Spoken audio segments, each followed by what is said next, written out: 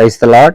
మన ప్రభు అయిన యేసుక్రీస్తు ప్రశస్త నామంలో దేవుని ప్రియులైన మీ అందరికీ ప్రభు పేరట వందనాలు తెలియజేస్తూ ఉన్నాను. ఈ సమయం మందు మనం లూకా సువార్త 12వ అధ్యాయాన్ని ధ్యానం చేసుకుందాము.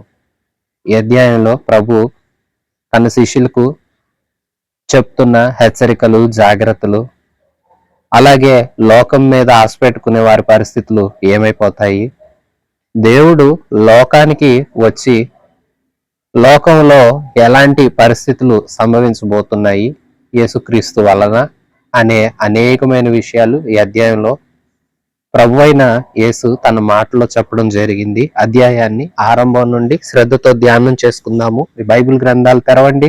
లూకా సువార్త 12వ అధ్యాయం మొదటి నుంచి.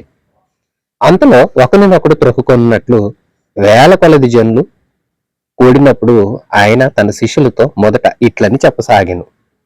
పరిసయ్యుల వేషధారణ అను పులిసిన పిండిని గూర్చి జాగ్రత్త పడుడి. మరుగైనదేదియు బయలుపరచ పడకపోదు, రహస్యమైనదేదియు తెలియబడకపోదు.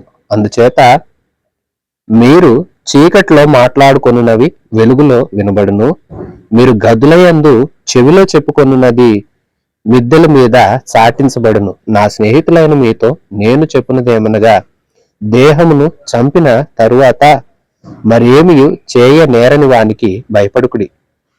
ఎవనికి మీరు భయపడవలెనో మీకు తెలియజేయుదును. చంపిన తరువాత నరకములో పడద్రోయి శక్తి గలవానికి భయపడుడి. ఆయనకే భయపడుడని మీతో చెప్పుచున్నాను. 5 పిచ్చుకలు 2 కాసులకు అమ్మబడును గదా, అయినను వాటిలో ఒకటైనను దేవుని ఎదుట మరువబడదు. మీ తల వెంట్రుకలన్నీ లెక్కించబడి ఉన్నవి. భయపడుకుడి. మీరు అనేకులైన పిచ్చుకల కంటే శ్రేష్ఠులు కారా? మరియు నేను మీతో చెప్పినదేమనగా, నన్ను మనుషుల ఎదుట ఒప్పుకొని వాడెవడో మనుష్య కుమారుడు దేవుని దూతల ఎదుట వానిని ఒప్పుకొనును. మనుషుల ఎదుట నన్ను ఎరుగనను వానిని నేనును ఎరుగనని దేవదూతల ఎదుట చెప్పుదును. మనుష్య కుమారుని మీద వ్యతిరేకముగా ఒక మాట పలుకువానికి పాప క్షమాపణ కలుగును గాని పరిశుద్ధాత్మను దూషించువానికి క్షమాపణ లేదు. వారు సమాజ మందిరముల పెద్దల యొద్దకును అధిపతుల యొద్దకును అధికారుల యొద్దకును మిమ్మును తీసుకొని పోవునప్పుడు మీరు ఎలాగూ ఏమి ఉత్తరమిచ్చేదమా, ఏమి మాట్లాడుదమా అని చింతింపకుడి. మీరేమి చెప్పవలసినది పరిశుద్ధాత్మ ఆ గడియలో మీకు నేర్పును అనెను. ప్రియ విశ్వాసులారా, యేసుక్రీస్తు ప్రభు దగ్గరికి అనేకులైన విశ్వాసులు వేల కొలదిగా వచ్చారంట. ఒకరిని ఒకరు త్రొక్కుకునేంత వేల సంఖ్యలో ప్రభు దగ్గరికి వచ్చారు.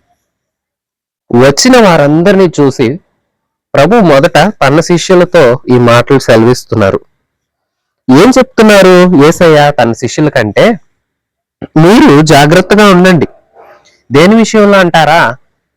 పరిసయ్యుల యొక్క పులిసిన పిండి అను వేషధారణ విషయంలో. అంటే పులిసిన పిండి కొంచెమున్న ముద్దంతా పాడైపోతుంది. అలాగే వారి తీరు పద్ధతి ఎలాంటిదంటే పులిసిన పిండితో సమానులు. వారు వ్యర్థమైన మాటలు మాట్లాడతారు, వ్యర్థమైన ఉపదేశాలు చేస్తారు. అందుకే వారి యొక్క వేషధారణ అను పులిసిన పిండితో మీరు జాగ్రత్తగా ఉండండి. ఎందుకంటే వారు వేషాలు వేసేవారు. వారిని గురించి గత పాఠంలో విన్నాము. సంత వీధుల్లో వందనాలు కోరుతారు, అగ్రపీఠాలు ఆశిస్తారు, సమాధులను పోలి ఉన్నారని ఎన్నో రకాలుగా ప్రభువే తన మాటల్లో వారిని గురించి ప్రకటించినట్లుగా మనం చూసాం. అయితే అట్టి వారితో మీరు చాలా చాలా చాలా జాగ్రత్తగా ఉండండి. మీరు భయపడాల్సిన అవసరం లేదు వారికి. వారు మిమ్మల్ని అధిపతుల ఎదుటకు అధికారుల ఎదుటకు తీసుకెళ్తారు. నన్ను బట్టి వారు మీ మీద పగపడతారు. నన్ను బట్టి మీరు అనేకుల ఎదుటకు వెళ్ళవలసి వస్తుంది.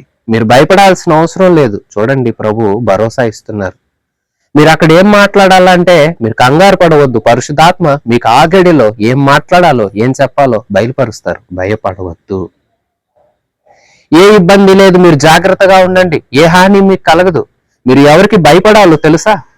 మీ దేహాన్ని చంపి ఇంకా ఏమీ చేయలేని వారికి మీరు భయపడొద్దు. ఈ పరిసయ్యులు ఎట్టువారో తెలుసా? మిమ్మల్ని మరణంకి అప్పచెప్తారు.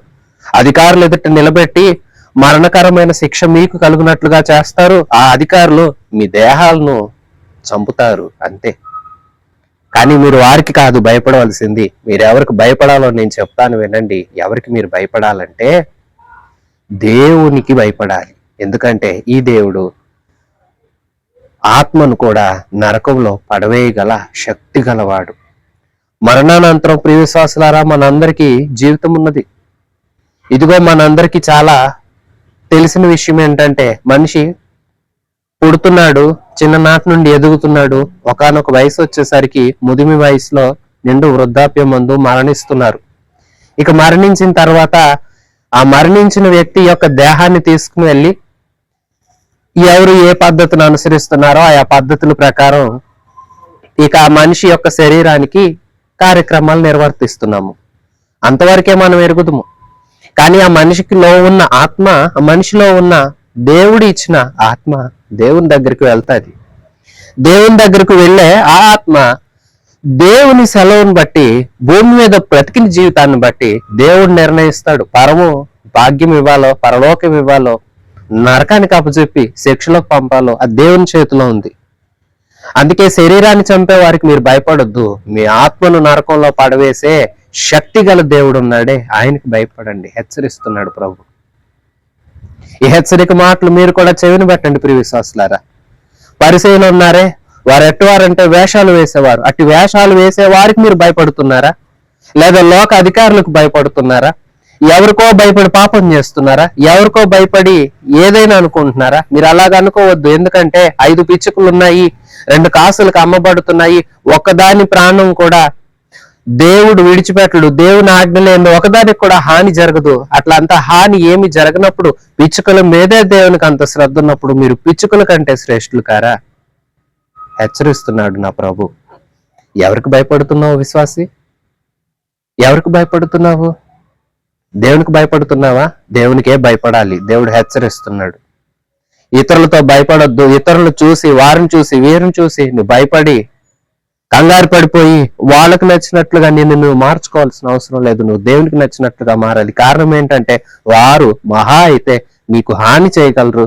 ఎంతవరకు హాని చేయగలరంటే నీ దేహంలో ఉన్న ప్రాణాన్ని తీసేంత హాని చేయగలరంటే నిన్ను మరణింప చేయగల హాని మట్టుకు వారు చేయగలరు. కానీ మరణం తర్వాత నిత్యత్వం ఉంది. ఆ నిత్యత్వము దేవునిలో ఉంది. దేవునిలో ఉన్న నిత్యత్వం పొందుకోవాలంటే దేవునికి భయపడి భూమి మీద ఉండగానే దేవునికి భయపడి, దేవునికి లోబడి, దేవునికి ఇష్టముగా బ్రతకాలి అని దేవుని లేఖనం స్పష్టంగా సెలవిస్తుంది. దేవుడు హెచ్చరిస్తున్నాడు తన శిష్యుల్ని. నా శిష్యులారా, నా స్నేహితులైన మీతో నేను చెప్పేది ఏంటంటే, మీరు నా స్నేహితులని నేను మీతో చెప్తున్నాను, ఎవరికి భయపడుతున్నారు? కానీ నా హెచ్చరిక వినండి, మీరు దేవునికి భయపడాలి. ఏంటి హెచ్చరిక అంటే, దేవునికి భయపడాలి, దేవునికి మాత్రమే భయపడాలి. మీరు ఎవరికి భయపడుతున్నారు? ఎవరికి తల ఉంచుతున్నారు? సరే, పెద్దలైన వారికి తల ఉంచాలి, లోబడాలి, దైవ భయం కలిగి పెద్దలైన వారు ఎదుట, తల్లిదండ్రులు ఎదుట వినయ భయభక్తులు కలిగి ఉండాలి. కానీ దేహాన్నితో పాటు ఆత్మను కూడా నరకంలోకి పంపగల దేవుడు ఉన్నాడే, ఆ శక్తి గల దేవునికి ఎంతో భయపడాలి. లోకం విషయంలో మీరు జాగ్రత్తగా ఉండాలి. లోకపు తీరికి, లోక నటనలకు అలవాటు పడకూడదు. లోకం ఎన్నో నేర్పిస్తుంది, లోకం ఎన్నో ఆనందాలను చూపిస్తానంటది. కానీ లోకంలో ఉంటే, లోకస్తులతో కలిసిపోయి వారికి నచ్చినట్లుగా బ్రతికారో, ఇదిగో నరకంలో పడవేస్తాడు దేవుడు. అందుకే మీరు లోకస్తుల విషయంలో జాగ్రత్త, హెచ్చరిక, సూచన, ఆజ్ఞ, ధైర్యం, ఎన్నో రకాల మాటలు ప్రభు వారికి అందిస్తున్నారు. మీరు ఎలాగున్నారు ప్రియశ్వాసులారా? లోకంతో రాజీ పడిపోయారా? లోకస్తులతో విరోధం అయిపోతే ఎట్లాగండి? వారితో విరోధం పెట్టుకుంటే మేము బ్రతకగలమా అంటారా? ఆ బ్రతుకు వారు ఈ భూమి మీద నీ బ్రతుకుని లేకుండా చేయగలరేమో గాని, నువ్వు దేవునికి భయపడకుండా ఉంటే గనక, వాళ్ళకి నచ్చినట్లుగా జీవించి నరకానికి పాత్ర అవడం వల్ల ఏం లాభం? అదే దేవుని కృపను పొందుకొని పరలోకానికి పాత్రలు అవ్వాలి. పరలోకానికి పాత్రలు అవ్వాలంటే మనుషులకు నచ్చినట్లుగా కాదు, మనుషులు ఎట్టివారో గమనించి గ్రహించి వారి విషయాల్లో జాగ్రత్తగా ఉండాలి. ఇది ప్రభువు అలనాటి తన శిష్యులకు నేటి మనకు అందిస్తున్న మంచి మాటలు, జాగ్రత్తలు. ఈ జాగ్రత్త నువ్వు పాటిస్తున్నావా? మరొకసారి తెలియజేస్తూ ఉన్నాను, శ్రద్ధగా వినండి. దేవుడు మనల్ని పరలోకానిక నరకానిక అని నిర్ణయించే శక్తి గలవాడు. మనము నిత్యము దేవునితో ఉండాలా లేదా నిత్య అగ్నిలో యుగయుగాలు మండాలా అనేది దేవుని చేతిలో ఉంది. దేవుని చేతిలో ఉన్న ఆ నిత్య జీవానికి మనం వెళ్ళాలంటే దేవునికి నచ్చినట్లు బ్రతకాలి. ఒకవేళ లోకానికి ఎదురైతే ఏదవలసి వస్తుంది, అయినా పర్వాలేదు. కానీ దేవుని హెచ్చరికలు లెక్క చేయకుండా ఎవరైతే మనుషులతోనో లోకంతోనో కలిసిపోయి ముందుకు సాగిపోతారో, లోకం మమ్మల్ని బ్రతికిస్తుంది, లోకం మమ్మల్ని పోషిస్తుంది అంటూ లోకస్తులకు భయపడిపోయి, లోకపు ఆచారాలకు భయపడిపోయి ఎవరైతే తమ జీవితాలను ప్రభు చేతిలో నుండి తీసుకుని లోకం చేతిలోకి అప్పచెప్తారో వారు నరకానికి పాత్రులైపోతారు. నీవు నరకానికి పాత్రుడు కాకూడదనే, నరకానికి పాత్రుడవు, నరకానికి పాత్రురాలవు నీవు నేను కాకుండా ఉండాలని మన దేవుడు మనల్ని హెచ్చరిస్తూ ఉన్నాడు. ఎవరికి భయపడాలంటే ఆత్మను కూడా నరకంలో పడవేయగల శక్తి గల దేవునికి నీవు భయపడు. లోకస్తులు నిన్ను తప్పు చేయమనో, లోకస్తులు నిన్ను పాపం చేయమనో ప్రేరేపిస్తుంటే వాళ్ళని చూసి భయపడకు. వాళ్ళ విషయంలో జాగ్రత్తగా ఉండమని, లోకస్తుల విషయంలో జాగ్రత్తగా ఉండమని, దేవునికి భయపడమని ప్రభు జాగ్రత్తలు చెప్తున్నారు. లోకస్తుల విషయంలో జాగ్రత్త, దేవుని విషయంలో ఆయనకు భయపడి లోబడి జీవించండి. లూకా సువార్త 12వ అధ్యాయం 13వ వచనం నుంచి. ఆ జనసమూహంలో ఒకడు, బోధకుడా, పిత్రార్జితంలో నాకు పాలు పంచిపెట్టవలెనని నా సహోదరునితో చెప్పమని ఆయనను అడగగా, ఆయన, ఓయి, మీ మీద తీర్పరిగానైనను పంచిపెట్టువానిగానైనను నన్నెవడు నియమించనని అతనితో చెప్పాను. మరియు ఆయన వారితో, మీరు ఏ విధమైన లోభములకును ఎడమియక జాగ్రత్త పరుడి. ఒకని కలిమి విస్తరించుట వాని జీవమునకు మూలము కాదనెను. మరియు ఆయన వారితో ఈ ఉపమానము చెప్పెను. ఒక ధనవంతుని భూమి సమృద్ధిగా పండెను. అప్పుడు అతడు, నా పంట సమకూర్చుకొనుటకు నాకు స్థలము చాలదు గనుక నేను ఏమి చేతును అని తనలో తాను తలంచుకొని, నేను ఇలాగు చేతును, నా కొట్లు విప్పి వాటికంటే గొప్ప వాటిని కట్టించి అందులో నా ధాన్యమంతటిని, నా ఆస్తిని సమకూర్చుకొని, నా ప్రాణముతో, ప్రాణమా, అనేక సంవత్సరములకు విస్తారమైన ఆస్తి నీకు సమకూర్చబడి ఉన్నది. సుఖించుము, తినుము, త్రాగుము, సంతోషించుమని చెప్పుకొందును అనుకొనెను. అయితే దేవుడు, వెరివాడా, ఈ రాత్రి నీ ప్రాణము అడుగుచున్నాను. నీవు సిద్ధపరిచినది ఎవని వగునని అతనితో చెప్పెను. దేవుని ఎడల ధనవంతుడు కాక తన కొరకే సమకూర్చుకొనివాడు అలాగుననే ఉండునని చెప్పాను. ప్రియసాస్లారా, యేసుక్రీస్తు జనసమూహాలను చూస్తూ ఉన్నారు. ఆ జనసమూహాలలో ఒకరు, అయ్యా, ఇదిగోండి, నాకు మా తల్లిదండ్రుల నుండి పితరుల నుండి వచ్చిన ఆస్తి కొంత ఉంది. అయితే మీరు మా సహోదరుడికి చెప్పండి, వాడిని కూడా మా ఇద్దరికి సరిగా పంచమని, సరిగా పంచుకోమని మీ మాటగా ఒకసారి మీరు నా పక్షంగా చెప్పండి, నాకు అన్యాయం జరగకుండా సహాయం చేయండి అని ఒక అతను అడిగారు. యేసయ్య అంటారు, నేను ఆస్తిపాస్తులను పంచిపెట్టడానికి, మీ మీద తీర్పులు తీర్చడానికి రాలేదు. నన్ను ఎవరు దానికోసం నియమించారు? మీరు ఏ లోభములకు ఎడమీయకుండా ఉండండి, జాగ్రత్తగా ఉండండి, వేటిలో పడిపోకుండా ఉండండి, అన్ని విషయాల్లో మిమ్మల్ని మీరు జాగ్రత్త పరుచుకోండి అంటూ వారికి ఒక ఉపమానం చెప్తున్నారు. ఒక అతను ఉన్నాడు, అతడు ధనవంతుడు. పంట బాగా పండింది, చాలా చక్కగా సమృద్ధిగా పంట వచ్చింది. వచ్చేసరికి అతడే అనుకుంటున్నాడు, అయ్యో, పంట చాలా పండింది, ఏం చేద్దాం? అనుకుంటుంటే తనలో తాను ఒక ఆలోచన చేసుకున్నాడు. ఏమనంటే, పంట బాగా పండింది, నాకున్న కొట్లను విప్పుతాను, ఇంకా పెద్దవి చేస్తాను, పెద్ద కొట్లను కట్టిస్తాను, ఉన్న ధాన్యమంతా వాటిలో పెట్టుకుంటాను, అలాగే వాటిని అమ్ముకుంటాను, అమ్ముకుని వచ్చిన వచ్చుబడి చేత సంతోషంగా ఉంటాను అంటూ తన ప్రాణంతో అంటున్నాడు, నా ప్రాణమా తినుము, త్రాగుము, సుఖించుము, సంతోషించుము అని చెప్పుకుంటాను. ఎందుకంటే చాలా అంత అవసరతలకు మించిన సమృద్ధి నీవు సమకూర్చుకున్నావు, సంతోషంగా ఉండని చెప్పుకుంటాడట తన ప్రాణంతో. ఈలోపు ఒక ప్రశ్న ప్రభు దగ్గర నుండి వస్తుంది. అదేమంటే, వెరివాడా, ఈ సమయం అందే నీకున్నదంతా పోతే నేను నీ ప్రాణం అడుగుచున్నాను, నీకున్నదంతా ఎవరు వశమవుతుంది అంటున్నాడు ప్రభు. నిజమే. అందుకే దేవుని ఎదుట గొప్పవారము, ధనవంతులము అని కాకుండా తన కొరకే సమకూర్చు కొంటాడే, అలాంటి వారందరికీ ఇలాంటి పరిస్థితే ఉంటుంది. దేవుని ఎదుట గొప్పవారిగా ఉండాలి, దేవునిలో గొప్పతనం సంపాదించుకోవాలి, దేవునిలో తమను తాము తగ్గించుకొని ఏదైనా అనుగ్రహిస్తే అనుగ్రహించబడిన దాని చేత దేవుడికి మహిమ తెచ్చే సాధనలుగా మనం ఉండాలి. ఇహలోక సంబంధమైన వాటి విషయంలో కొందరు ఇలాగే ఆలోచిస్తారు. చాలా మంది వారికి కలుగున్న దాన్ని బట్టి ఎంతో సంతోషించారు. సంతోషించిన దానిలో కలకాలం అట్టేకాలం ఉండలేకపోయారు. కారణం తెలుసా?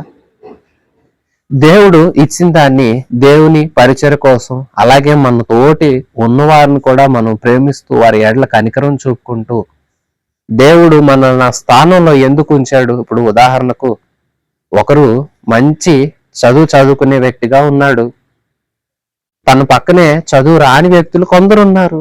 ఎందుకు ఈ వ్యక్తిని చదువు వచ్చేవాడిగా పెట్టాడంటే, నాకు బాగా వచ్చండి అని సంతోషించమని కాదు, తానుకు వచ్చిన చదువు ఆ రాని వారికి కూడా ఎంతో కొంత నేర్పి వారికి కూడా కొంచెం మంచి మార్గం చూపిస్తాడని ఇతడికి మంచి చదువు ఇచ్చాడు దేవుడు. ఇతడు అదంతా మర్చిపోయి నాకు బాగా వచ్చని మీకేమి రాదని వారిని చిన్న చూపు చూస్తే ఒకానొక దినం వస్తుంది. ఆ దినాన్ని ఏమవుతుందో తెలుసా? ఇతడు వేరేవారిగా చూచిన వారే గొప్ప స్థానానికి హెచ్చు స్థానంలోకి వెళతారు. ఎవరైతే తన విద్యను బట్టి అతిశయించాడో వాడు విద్య వచ్చినా ఏమి చేయలేని పరిస్థితిలోకి మారిపోతాడు. ఒక విద్యే కాదండి, అది ధనమైనా, అది ఘనత అయినా, అది కలిమి అయినా, అవి ఉన్నతమైన పదవులైనా, ఏవైనా ప్రియశ్వాసులారా, దేవుడు ఇస్తున్నాడంటే ఇచ్చిన దేవుణ్ణి వాటితోని మహిమపరచాలి, దేవదేవుణ్ణి ఇంకా స్తుతించాలి, ఇచ్చిన దాన్ని మంచి కోసం వాడగలగాలి. అలా కాకపోతే ఇదిగో ప్రభు అంటున్నాడు, వెర్రివాడా, ఈ రాత్రే నీ ప్రాణం అడుగుతున్నాను, అప్పుడు నీకు కలిగిందంతా ఏమైపోతుంది? నిజమే కదా? ఈ ప్రశ్న ప్రతివారు తమ జీవితంలో వేసుకోవడం మంచిది. ఎప్పటికప్పుడు మనం నేను దేవుని వద్దకు చేరవలసిన వాడను, నేను దేవుని వద్దకు చేరవలసిన దానను, ఇప్పుడు ఇవన్నీ అల్పమైనవి, ఇప్పటివి ఇవన్నీ ఏదన్నా కలుగున్నానంటే ఇది ప్రభు ఇచ్చిందే, నాది ఈ లోకం కాదు, నా శాశ్వత లోకం, నేను దేవునితో ఉండే ఆ పరలోకమే నాకు శాశ్వతం, ఇది అశాశ్వతం అంటూ తమను తాము దేవునికి యోగ్యులుగా, దేవుని దృష్టిలో యోగ్యులుగా, దేవుని చేతిలో ఒక అర్హమైన పాత్రలుగా ఉండునట్లుగా తమను తాము ఎంచుకోగలిగితే వారి జీవితాలు ధన్యంగా ఉంటాయి. లేదంటే ఈ ప్రశ్న అందరి ఎదుట ఖచ్చితంగా నిలుస్తుంది. వేరే వారులారా, మీ ప్రాణం అడిగితే, ఈ రాత్రి అడిగితే, ఈ సమయం అందే మీ ప్రాణం తీసుకుంటే మీరేం చేస్తారు? ఇది నా ప్రశ్న కాదండి. ప్రాణం అంటే చాలా మందికి తీపి, ఇలాంటి మాటలు మాట్లాడితే కూడా భయపడిపోతారు. అయితే ఒక మాట వినండి, శ్రద్ధ పెట్టండి. ప్రాణం ఇచ్చింది దేవుడు, ఇచ్చిన దేవుడే ఎప్పుడైనా తీసుకుంటాడు. జీవాన్ని ఇచ్చి తల్లి గర్భములో మనల్ని నిర్మించి జనులందరికీ వేడుకగా ఉండునట్లు తల్లి గర్భంలో నుంచి భూమి మీదకు మనల్ని తీసుకొచ్చింది ప్రభువే, ఆయుష్ ఇచ్చింది ప్రభువే, కృప చూపుతుంది ప్రభువే. అలాగే తానిచ్చిన ఆయుష్ శేషాన్ని ముగించేది కూడా ప్రభువే. మనకి ఎన్ని దినాలు ఉన్నాయో, ఎంత ఆయుష్కాలం ఉందో మనం ఎరుగం. ఉన్న ఆయుష్కాలంలో ప్రభువుని గనపరుద్దాం. కలిగిన వాటిని బట్టి సంతోషించకండి. కలిగి ఉన్నదని విరవేగవద్దు, ఏమీ లేదని కృంగిపోవద్దు. స్థితిగతులు మార్చువాడు దేవుడే. మనిషికి సంతోషం, కష్టం, ఆనందం, దుఃఖం ఇలాగూ అన్ని సమభాగాల్లో ప్రభువే అందిస్తూ ఉంటారు. ఏ స్థితిలో అయినా తృప్తి కలిగి ఉండాలి. ఇదిగో ఇతనిలాగా నాకు బాగా పంట పండింది, నేను సంతోషిస్తాను, తింటాను, త్రాగుతాను, సుఖిస్తాను అనేంత ఉన్నతమైన స్థానానికి తమను తాము హెచ్చించుకోకూడదు. హెచ్చించుకున్న వారు పాతాళం మట్టుకు దిగిపోబడినట్లుగా మనం చరిత్రలో కూడా చూస్తూ ఉంటాము. అందుకే మీకు కలుగున్నదని సంతోషించకండి, లేదని బాధపడకండి. ఎందుకంటే లేని వారికి ఒకనొక సమయాన ప్రభు దయచేయవచ్చు. కలిగి ఉన్నవారు వారి గర్వపు స్థితిని బట్టి ఉన్నది కూడా కోల్పోవచ్చు. ఎప్పుడు ఏమైనా జరగవచ్చు. ఏదైనా ప్రభు చేయగలడు. కాబట్టి ప్రభు కార్యాలు గొప్పవి. అందుకే ఆయన ఇచ్చిన దాంతో తృప్తి కలిగి ఉండటం నేర్చుకోండి. విర్రవీగే మనస్తత్వం ఉండకూడదు. మాకు కలిగి ఉన్నదని గర్వించే మనసు ఉండకూడదు. అతిశయించకూడదు. దేనిని బట్టి దేవుని అందే సంతోషించాలి. ఇచ్చింది దేవుడు, ఆయన్నే మహింపరచు. నువ్వేదన్నా కలిగి ఉంటే. లేదు ప్రస్తుత కాలం నీకేవి కలిగి లేవా, అయితే ఒకానొక సమయంలో నీకు ఇస్తాడు. ప్రభు మీద నిరీక్షణ ఉంచు. నాకు ఇస్తాడని దేవుని మీద నమ్మిక ఉంచు. కలిగి లేదని బాధపడుతున్న నీవు పొందుకుంటావు. ప్రియశ్వాసి, నువ్వు కలిగి ఉన్న దాన్ని బట్టి దేవుని కృతజ్ఞతతో బ్రతికి కలిగి ఉన్న దాన్ని ఇతరులకు కూడా ఉపయోగపడేలాగా, ఇతరులకు కూడా నీవు దీవెనకరంగా మారు. అప్పుడు నీవు మరింత దీవెన పొందుతావు. లేనిచో కఠినంగా ఉన్నా సరే ఈ మాట చెప్పాలి. ఎందుకంటే గర్వించే మనసు ఉంటే ఉన్నది కూడా దేవుడు తీసివేసే ప్రమాదం ఉంది. జాగ్రత్త. లూకాసు వార్త 12వ అధ్యాయం 22వ వచనం నుంచి. అంతటా ఆయన తన శిష్యులతో ఇట్లా నేను, ఈ హేతు చేత మీరు ఏమి తిందుమో అని మీ ప్రాణము గూర్చి అయినను, ఏమి ధరించుకుందుమో అని మీ దేహము గూర్చి అయినను చింతింపకుడి. ఆహారము కంటే ప్రాణము, వస్త్రము కంటే దేహము గొప్పవి కావా? కాకుల సంగతి విచారించి చూడండి. అవి విత్తవు, కోయవు, వాటికి గరిసె లేదు, కొట్టు లేదు, అయినను దేవుడు వాటిని పోషించుచున్నాడు. మీరు పక్షుల కంటే ఎంతో శ్రేష్ఠులు. మరియు మీలో ఎవడు చింతించుట వలన తన ఎత్తును మూరెడెక్కువ చేసుకొనగలడు? కాబట్టి అన్నిటికంటే తక్కువైనవి మీ చేత కాకపోతే తక్కిన వాటిని గూర్చి మీరు చింతింపనేలా? పువ్వులు ఎలాగూ ఎదుగుచున్నవో ఆలోచించుడి. అవి కష్టపడవు, వడకవు. అయినను తన సమస్త వైభవముతో కూడిన సొలొమోను సైతము వాటిలో ఒకదాని వలనైనను అలంకరింపబడలేదని మీతో చెప్పుచున్నాను. నేడు పొలములో ఉండి రేపు పోయిలో వేయబడు అడవి గడ్డిని దేవుడు ఇలాగు అలంకరించినట్లా, అల్ప విశ్వాసులారా, మీకు మరి ఎంతో నిశ్చయముగా వస్త్రములను ఇచ్చును గదా. ఏమి తిందుమో, ఏమి త్రాగుదుమో అని విచారింపకుడి, అనుమానము కలిగి ఉండకుడి. ఈ లోకపు జనులు వీటన్నింటినీ వెతుకుదురు. ఇవి మీకు కావలసి ఉన్నవని మీ తండ్రికి తెలియను. మీరైతే ఆయన రాజ్యమును వెతకుడి, దానితో కూడా ఇది మీకు అనుగ్రహించబడును. చిన్నమంద, భయపడుకుడి. మీకు రాజ్యం అనుగ్రహించుటకు మీ తండ్రికి ఇష్టమై ఉన్నది. మీకు కలిగిన వాటిని అమ్మి ధర్మము చేయుడి. పాత గిలని సంచులను పరలోకమందు అక్షయమైన ధనమును సంపాదించుకొనుడి. అక్కడకు దొంగ రాడు, చిమ్మట కొట్టదు. మీ ధనం ఎక్కడుండునో అక్కడనే మీ హృదయము ఉండును. ప్రియశాస్లారా, ప్రభు ఈ మాటలు అతను అడిగిన ప్రశ్నకు సమాధానంగా ముందు తెలియచేశారు. ఏది? ధనవంతుని గురించిన ఉపమానం రీతిలో తెలియచేసి ఇప్పుడు మరలా తన శిష్యుల వైపు తన ముఖం చూపించి వారితో మాట్లాడుతున్నారు. ఏమనంటే, కాబట్టి ఏ చేత చెప్పబడిన ఈ మాటల చేత ధనవంతుడు ఎలాగూ వెరివాడిగా ఎంచబడి తన ప్రాణాన్ని దేవుడు అడిగితే అంతా వదిలిపెట్టేసి ఏమీ చేయలేని వాడిగా ఎలాగూ భూమిని విడిచి మనసులో పెట్టుకొని, ఇప్పుడు నా మాట శ్రద్ధగా వినండి. నా ప్రియమైన స్నేహితులారా, విశ్వాసులారా, సహోదరి సహోదరులారా, అందరూ శ్రద్ధ పెట్టి వినండి. దేవుడు తెలియజేస్తున్న మాటలు ఇవి, అమూల్యమైన మాటలు. దేనిని గురించి చింతించవద్దు. ఏమి తిందుమా, ఏమి త్రాగుదుమా అని ప్రాణాన్ని గురించి చింతవద్దు. ఏమి ధరించుకుందుమా అని దేహానికి సంబంధించిన వస్త్రాల గురించి చింతించవద్దు. కారణం ఏంటంటే తిని త్రాగే విషయంలో ఉదాహరణ చెప్తున్నాడు. కాకులను చూడండి, ఆకాశంలో ఎగురుతూ ఆయా ఇళ్లకు మధ్య తిరుగుతూ నిత్యము మనం చూస్తూ ఉంటాము ఈ కాకులను. వాటిని గురించి ఒకసారి ఆలోచన చేయండి.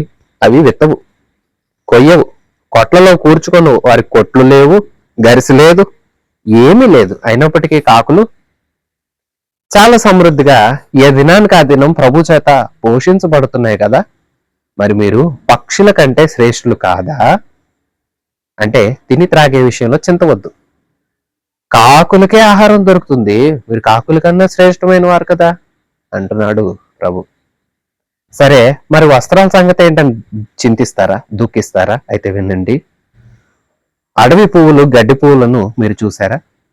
ఎంత అందంగా చక్కగా వికసిస్తాయి కదా, ఎంతో అందంగా రంగురంగులుగా కనిపిస్తాయి కదా. అవేమన్నా కష్టపడి రంగురంగు వస్త్రాలు తయారు చేసుకుంటే కాదే, అందం దేవుడిచ్చాడు.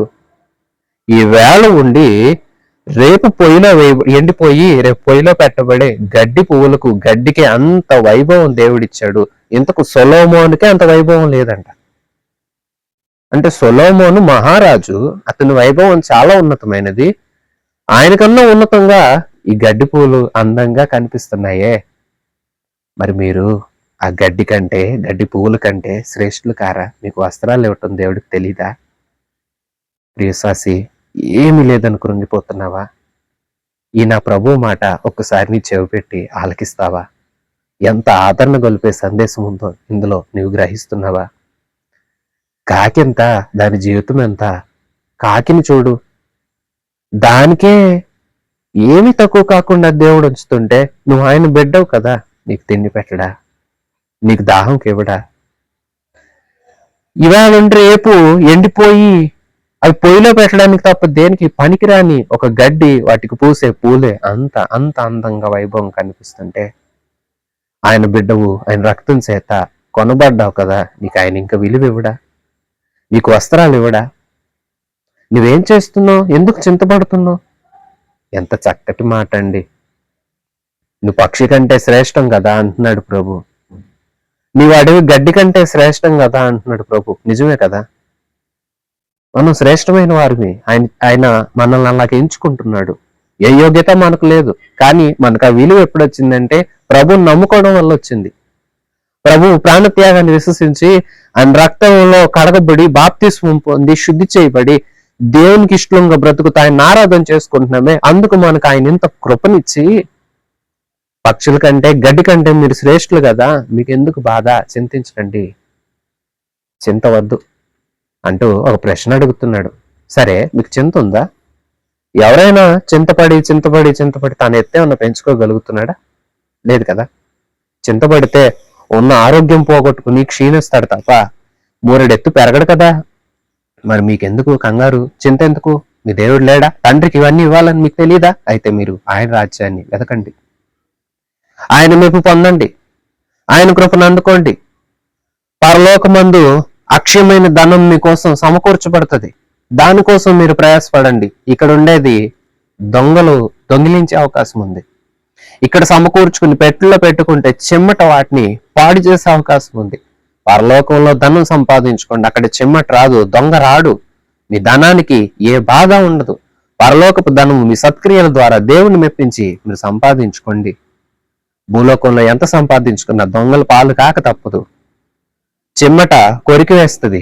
లేదంటే పై ఉదాహరణలో, ఉపమానంలో మనం విన్నాం కదా, ప్రాణం పోతే ఉన్నదంతా ఎవరొకరికి విడిచిపెట్టాల్సి వస్తుంది. విడిచిపెట్టే ధనం, విడిచిపెట్టబడే ధనం మనకెందుకు? అలాగని చెమ్మట కోరిక వేసే ధనం మనకెందుకు? వాటి కోసమా మన ప్రయాస? లేదంటే ఇంకా అంటారు కదా, మన దగ్గర నిలవని ధనం మనకెందుకు? అలాగని ప్రియశ్వాసులారా గమనించండి, మిమ్మల్ని జీవనోపాధులు, వృత్తి వ్యాపారాలు చేసుకోవద్దని నేను చెప్పడం లేదు. మీరు కష్టపడాలి, కష్టం చేసి పని చేసుకొని అంత ఆహారాన్ని సంపాదించుకొని మీరు మీ కష్టమైన కష్టార్జితంతో ఆహారాన్ని సంపాదించుకొని దాన్ని తిని తృప్తిగా ఉండాలి. ఆహారం కోసం, జీవనం కోసం, కావలసిన దానికోసం మీరు ప్రయత్నాలు చేయండి. చేయవద్దని ఎవరు చెప్పరు. కానీ దాని విషయంలో దిగులు పడవద్దు. దానికోసమే దాని వెనకాల పరిగెత్తొద్దు. దేవుణ్ణి ముందు మీ కళ్ళ ఎదుట పెట్టుకోండి. మీకు కావాల్సిన ఆయన సమకూరుస్తాడు. మీరు దేవుని పని చేస్తూ ఉండండి. అలాగే దేవుని కోసం ఒక మంచి పాత్రలుగా మీరు బ్రతకండి. అలాగే మీ జీవితానికి అవసరమయ్యేదాన్ని కావలసినంత మీరు ఏర్పాటు చేసుకోండి. మీ అక్కర్లన్నీ ప్రభువే తీరుస్తాడు. మీ కష్టాన్ని ఆయన వృధా చేయడు. మీరు మంచి కార్యాలు చేసేవారుగా ఉండాలి. అంతేగాని దేవుని ప్రక్కన పెట్టి ఓరకే మేము ఆస్తి సంపాదించుకోండి, ఇంకా అది కావాలి, ఇంక ఇది కావాలి అనుకున్నంత మాత్రాన అవి మీ దగ్గర ఏమీ నిలవవు. అందుకే జ్ఞానం కలిగి ఉండండి. ఎంత అవసరం, జీవితానికి ఏం కావాలి, ఇవన్నీ లోక సంబంధమైన మనకి ఎలా బ్రతకడానికి కావాలో అంతకన్నా ఎక్కువ ప్రభు కూడా కావాలి. ఎందుకంటే ఇహలోక సంబంధమైన వాటి కోసం అనేకులు ప్రభువుని వదిలేసుకుంటూ, ప్రభుతో గడిపే సమయాన్ని వదిలేసుకుంటూ, వ్యర్థులుగా కాలాన్ని వెలబుచ్చుతూ, దేవుణ్ణి దూరం చేసుకుంటూ జీవితాలు వ్యర్థం చేసుకుంటున్న వారు ఉంటున్నారు గనుక అనేక రకాలుగా ఈ మాటలు మీతో చెప్పాల్సి వస్తుంది. మరొకసారి నా మాటలు మీకు అర్థం కావాలని తెలియజేస్తున్నాను. ఏమీ లేదా, ప్రభు ఇస్తాడు, చింతపడద్దు. నీవు ఆయన పని చెయ్యి. ఆయన పని చేస్తూ ఆయనకి ఇష్టడుగా బ్రతుకుతూ నీ జీవనాన్ని నీవు కొనసాగించు. నీకు సమృద్ధిగా, సంతోషంగా, నీ జీవితాన్ని మంచిగా ఉండేలాగా ఆయన చేస్తాడు. నువ్వు కష్టపడు, నీ కష్టార్జితాన్ని దీవిస్తాడు. అలాగ నువ్వు ముందుకు సాగాలి.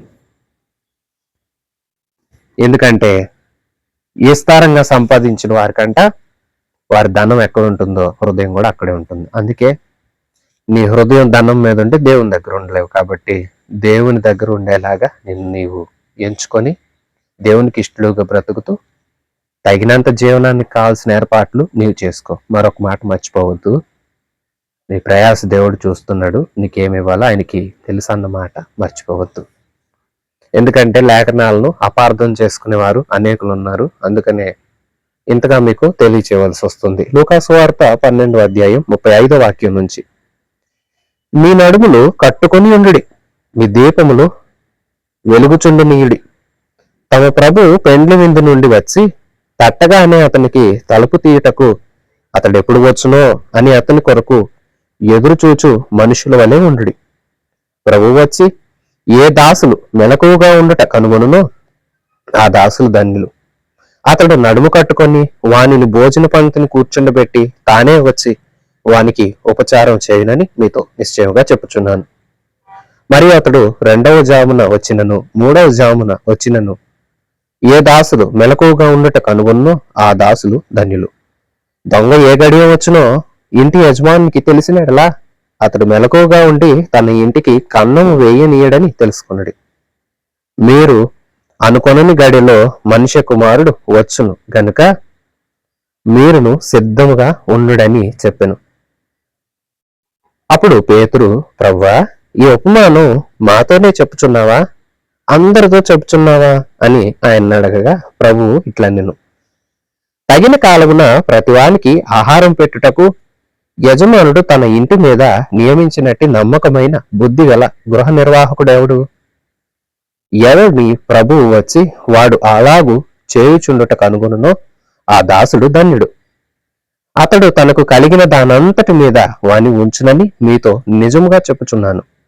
అయితే ఆ దాసుడు నా యజమానుడు వచ్చుటకు ఆలస్యం చేయుచున్నాడు అని తన మనుషులతో అనుకొని దాసులను దాసీలను కొట్టి తిని త్రాగి మత్తుగా ఉండసాగితే వాడు కనిపెట్టని దినములలో ఎరుగని గడియలోను ఆ దాసుని యజమానుడు వచ్చి వాని నరికించి అపనమ్మకస్తులతో వానికి పాలు నియమించును. తన యజమానుని చిత్తం ఎరిగి ఉండి సిద్ధపడక అతని చిత్తము చొప్పున జరిగింపక ఉండు దాసునికి అనేకమైన దెబ్బలు తగులును. అయితే తెలియక దెబ్బలకు తగిన పనులు చేసి వానికి కొద్ది దెబ్బలే తగులును. ఎవనికి ఎక్కువగా ఇయ్యబడినో వాని యొద్ద ఎక్కువగా తీయజూతురు. మనుషులు ఎవనికి ఎక్కువగా అప్పగింతురో వాని యొద్ద ఎక్కువగా అడుగుదురు. ప్రియసాస్లారా, గమనించండి, యేసుక్రీస్తు ప్రభు మరలా వాళ్ళతో మాట్లాడుతూ ఉన్నారు. మీ దీపాలు వెలగనీయండి, మీరు నడుము కట్టుకొని ఉండండి. ఇప్పుడు యేసుక్రీస్తు ప్రభు తన రెండవ రాకడను గురించి తెలియచేస్తూ ఈ మాటలన్నీ మాట్లాడుతున్నారు. ఎవరైతే తమ నడుములు కట్టుకొని తమ దీపాలు వెలగనిస్తూ యజమానుడు ఎప్పుడు వస్తాడో అంటూ, యజమానుడు బయటికి వెళ్ళాడు పని మీద, ఇంటి వారిని దాసులకు అప్పచెప్పాడు పని చేయమని. యజమానుడు అప్పచెప్పిన పని ఏ దాసులైతే నమ్మకస్తులుగా చేస్తారో వారు ధన్యులు. కారణం ఏంటంటే యజమాని ఎప్పుడొచ్చి చూసినా నేను పని చెయ్యాలి, ఎప్పుడొచ్చి చూసినా నాకు అప్పగించిందంతా నేను పూర్తి చేయాలి, లేదా నాకు అప్పగింపబడిన బాధ్యత నేను నెమ్మదిగా చేయాలి, నమ్మకంగా చేయాలి అని ఎవరైతే శ్రద్ధ కలుగుంటారో వారు ధన్యులు.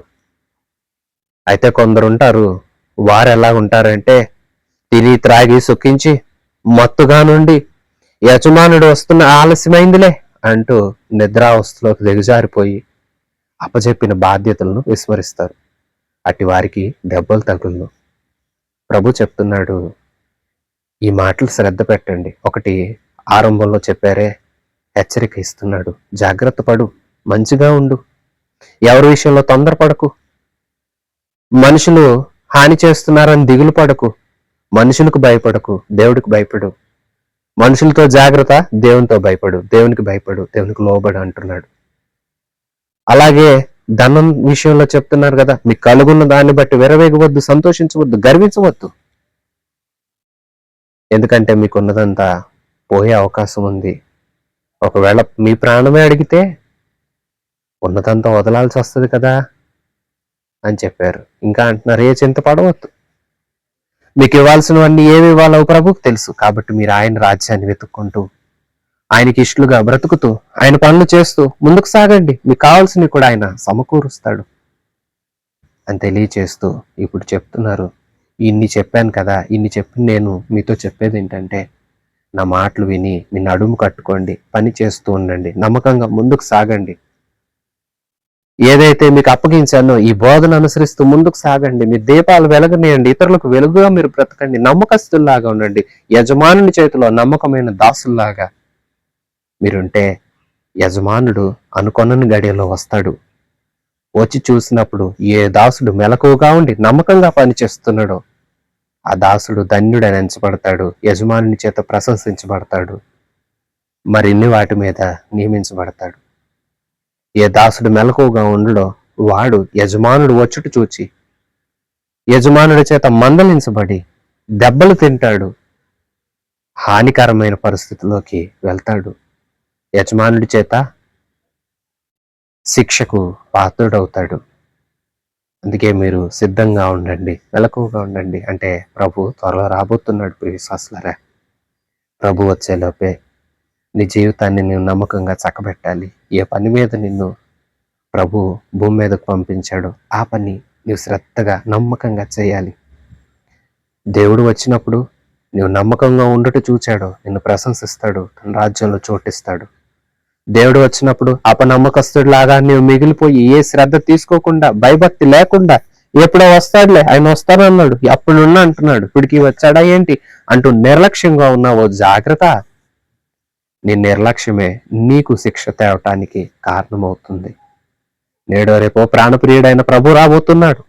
ఏమి తిందుమా, ఏమి త్రాగుదుమా, ఏమి ధరించుకుందుమా అని మీ దేహాల గురించి, ప్రాణాల గురించి చింతపడవద్దు. దేవుని మీద ఆధారపడండి. దేవుని రాజ్యం కోసం ఒక నమ్మకమైన సాధనలుగా వాడబడుతూ దేవుని ఎడల నమ్మకస్తులుగా ఉండండి. దేవుడు ప్రతిఫలం ఇస్తాడు. తను నమ్మిన వారిని విడిచిపెట్టేవాడు కాదు, తను నమ్ముకున్న వారిని వృధాగా విడిచిపెట్టేవాడు కాదు, పరాయి వారిగా చూసేవాడు కాదు. మన దేవుడు గొప్ప దేవుడు, నమ్మదగిన సహాయకుడు. ఆయన నమ్ముకుంటే మేలు చేస్తాడు. మరి ఈ యేసుక్రీస్తు ప్రభు త్వరగా రాబోతున్నాడు కదా. రాబోతున్న ఈ ప్రభు ఆనాడు వచ్చి మనందరి కోసం సిలువలో తన ప్రాణాన్ని అర్పించి తిరిగి లేచి వెళ్ళిపోతూ మనందరికి ఆజ్ఞ ఇచ్చాడు, తన శిష్యులకు ఆజ్ఞ ఇచ్చాడు, మీరు సర్వ సృష్టికి వెళ్ళండి, సువార్త చెప్పండి. నమ్మి బాప్తిసం పొందిన వారు రక్షణ పొందుతారు, నమ్మని వారికి శిక్ష.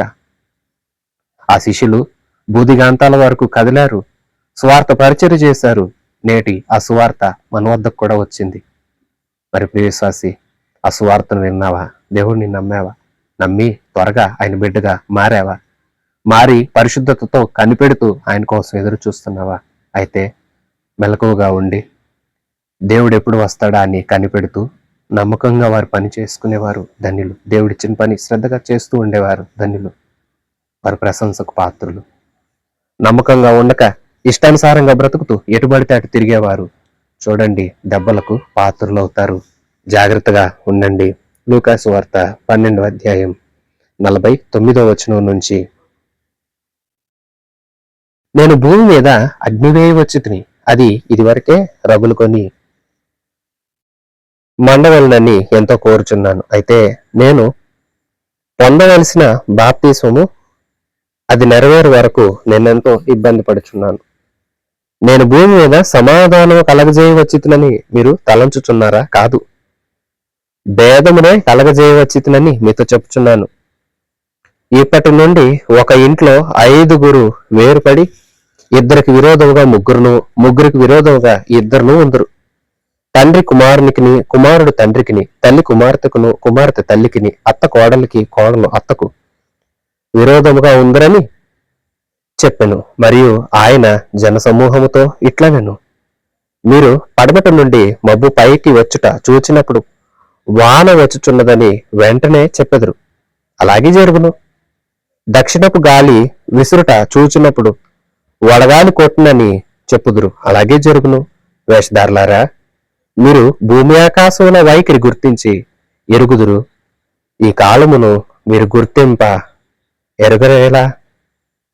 ఏమి న్యాయమో మీ అంతట మీరు విమర్శింపరేలా?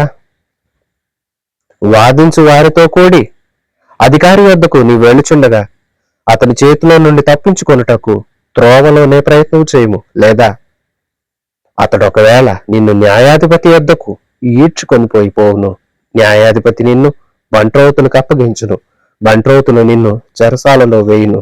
నీవు కడపటి కాసు చెల్లించే వరకు వెలుపలికి రానే రావని నీతో చెప్పుచున్నాను. ఇంకా ప్రభు అంటున్నారు, ఇదిగోండి నేను వచ్చాను. నేను వచ్చింది సమాధానాన్ని కోరి అని మీరు అనుకుంటున్నారా? ఎందుకు ప్రభు ఈ మాటలు ఇలా మాట్లాడారంటే, విశ్వాసులారా, యేసుక్రీస్తు ప్రభు వచ్చింది మనందరికీ రక్షణ కలగ చేయడానికి. అయితే ఆ రక్షణ సువార్తను ఇప్పుడు ఒక ఇంట్లో చూస్తేనట 5 ఉంటే ఆయన పక్షంగా ఉండేవారు కొందరు ఉంటున్నారు, ఆయన నమ్మని వారు కొందరు ఉంటున్నారు. నమ్మిన వారికి నమ్మని వారికి పోటీ జరుగుతుంది, విరోధ భావమే ఎదురవుతుంది. అలాగే తండ్రి కుమారుడు ఉంటే కుమారుడు నమ్మితే తండ్రి నమ్మట్లా, తండ్రి నమ్మితే కుమారుడు నమ్మట్లా, తల్లి నమ్మితే కుమార్తె, కుమార్తె నమ్మితే తల్లి నమ్మని పరిస్థితి. అతను నమ్మితే కోడలు నమ్మట్లేదు, కోడలు నమ్మితే అతను నమ్మట్లేదు. ఇలాగ ప్రభువుని కొందరు నమ్మి కొందరు నమ్మకపోవటం చేత ఏం జరుగుతుందంటే ఆయా ఇళ్లల్లో బంధాల మధ్య విరోధ భావాలు వస్తున్నాయి.